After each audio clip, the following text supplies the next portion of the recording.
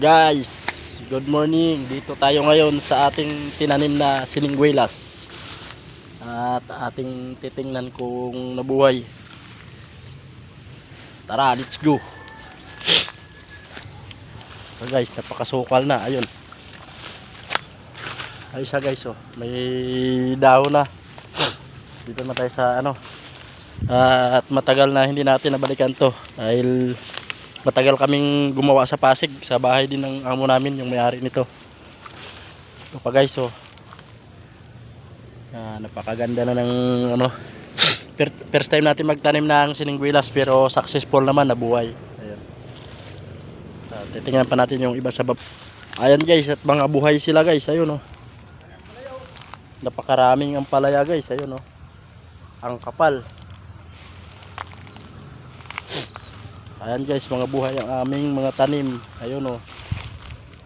Ayun. Sa susunod na taon, harvestin na namin ang bunga nito.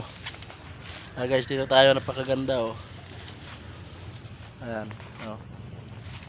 Ayan.